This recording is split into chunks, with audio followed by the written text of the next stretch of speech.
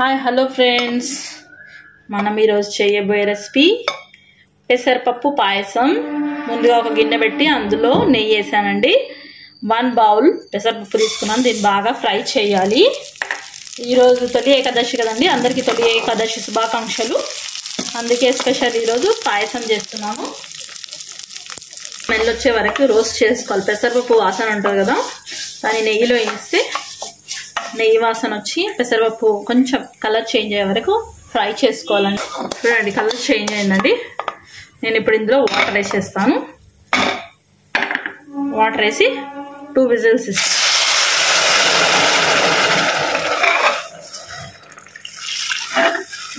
Water వేసి మూత పెట్టేస్తాను. 2 విజిల్స్ అయిన తర్వాత చూపిస్తాను మీకు.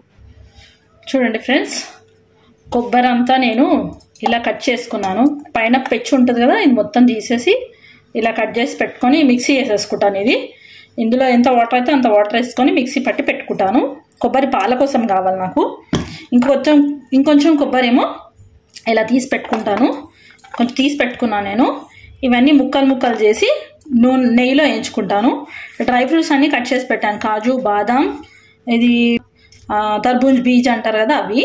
ఇవన్నిటినీ నెయ్యిలో ఫ్రై చేసి పెట్టుకోవాలి. మీకు తర్వాత నేను ప్రాసెస్ చూపిస్తాను. ఇంకో ఇలాచీ పొడి ఏమో ఒక 5 to 6 ఇలాచీస్ తీసుకొని దంచి పెట్టాను. ఇలాచీలన్నీ దంచి పెట్టుకున్నాను. నేను మిక్సీ పట్టి మిగతా ప్రాసెస్ చూపిస్తాను. పెసరపప్పు బాగా ఉడికింది. 2 విజిల్స్ ఇచ్చాను నేను. మెత్తగా అయిపోయింది. దీన్ని ఏం చేయను నేను, జస్ట్ ఇలా అనడమే. ఇంకా ఎక్కువ అంటే మెత్తగా అయిపోతుంది. ఇలాగే ఉండాలి నాకు. ఇదండి బెల్లము, మీకు ఎంత బెల్లం కావాలో అంత బెల్లం తీసుకొని కొంచెం నేను మరిగించి పెడతాను. బెల్లంని కొంచెం చిక్కగా చేసి పెట్టుకుంటాను, ఎందుకంటే లాస్ట్లో వేయడానికి.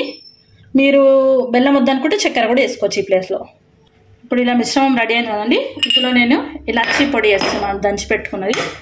5 to 6 ఇలాచీలు వేసానండి, అరోమా మంచిగా రావడానికి. అన్నీ ఫ్రై చేయడానికి పెట్టుకున్నానండి.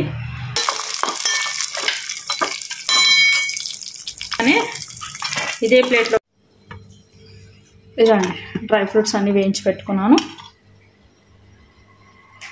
చూడండి, ఇలా మరగబెట్టుకున్నాను బెల్లాన్ని.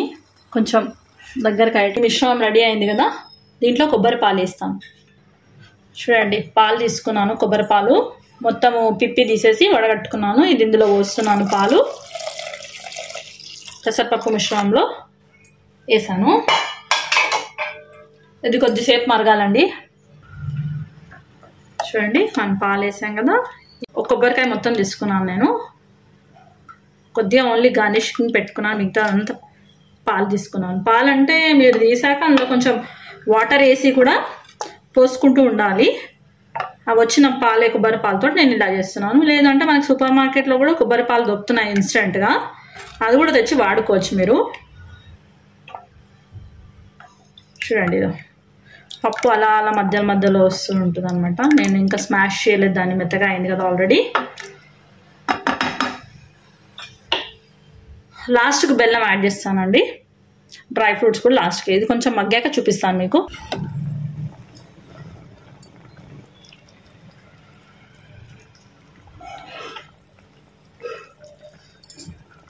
చూడండి, మొత్తం పొంగుతున్నట్టు మరుగుతుంది. ఇది కొంచెం పల్చగా ఉంది, అందుకే చిక్కపడాలని మరగబెడుతున్నాను నేను.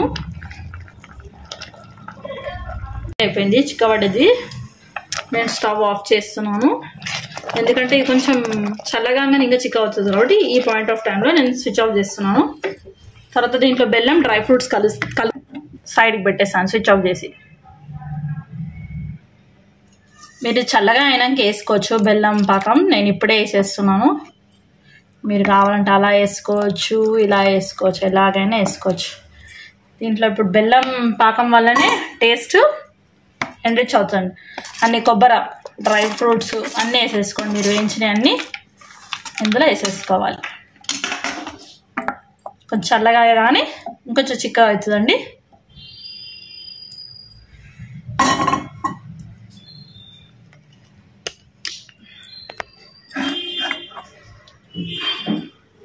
తిరిగి వెంటి సూపర్గా ఉంటుందండి. నేను ఈరోజు తొలి స్పెషల్గా చేశాను, దేవుడికి సమర్పించుకుంటానండి. థ్యాంక్ యూ అండి. Thank you for watching. Please subscribe my channel.